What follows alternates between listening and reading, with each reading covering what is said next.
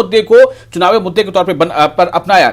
असफर शमसी साहब अगर मौजूद हैं तो मैं आपसे ये सवाल करना चाहूंगा कि अभी कुछ देर पहले हमने अभी चिराग पासवान का जो बयान सुना है उसमें सीधे तौर पे कहा है उन्होंने कि नीतीश कुमार आज के बाद से कभी भी इस प्रदेश के यानी बिहार के वज़ीर आला नहीं बनने वाले हैं, जबकि आपके पार्टी के तमाम बड़े लीडर ये कह चुके हैं कि जो भी नतीजा हो, बड़े भाई छोटे भाई में से कोई भी हो, लेकिन इख्तियार मिलती है तो नीतीश कुमार वज़ीर आला होंगे। देखिए, चिराग पासवान या एलजेपी बिहार में एनडीए का हिस्सा नहीं है, इसमें कोई इफ एंड बट नहीं है। एनडीए बिहार में Bharatiya Janata party, Janata Dal you, VIP और हम हैं।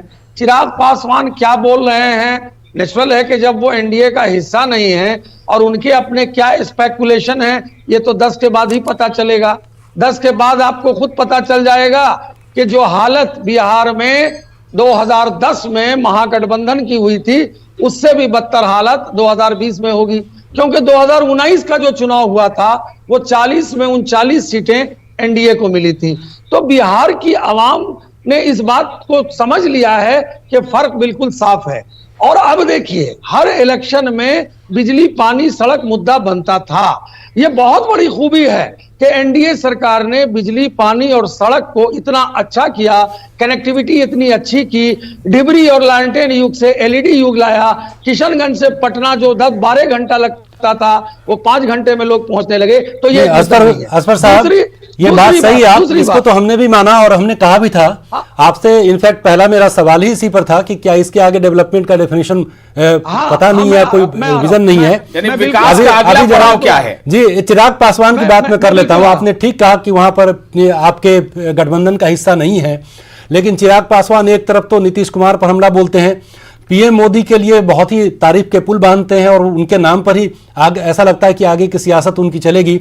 और दूसरी बात कि इन सब के बीच तेजस्वी सूर्या हैं, बहुत ही एनर्जेटिक यंग लीडर हैं आपके, बीजेवाईएम के अभी प्रेसिडेंट भी बने हैं, वो बहुत तारीफ कर रहे हैं चिराग पासवान की।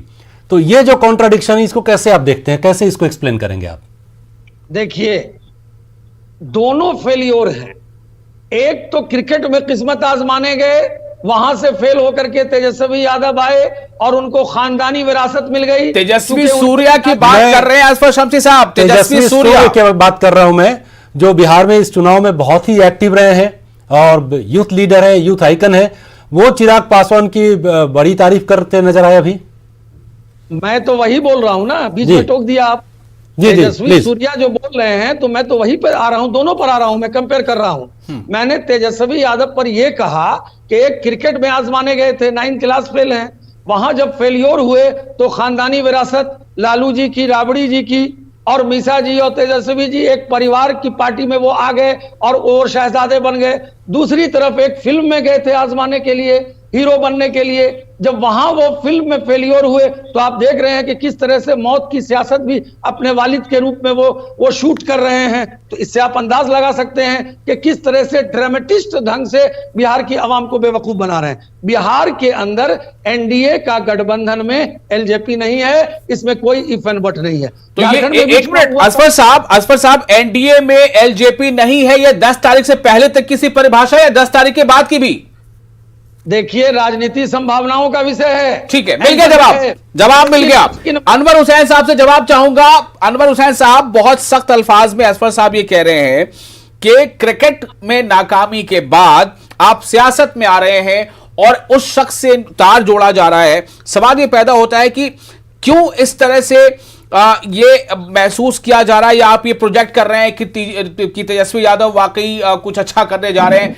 किस बुनियाद पर, किस बुनियाद पर? ब्रेक, हमें माफ कीजिएगा, हमें एक ब्रेक लेना बहुत जरूरी यहां पर है। ब्रेक के बाद आप हम जवाब लेंगे अनवर साहब। छोटा सा ब्रेक नाज़रीन, छोटा सा ब्रेक, जल्द हाजिर होते हैं।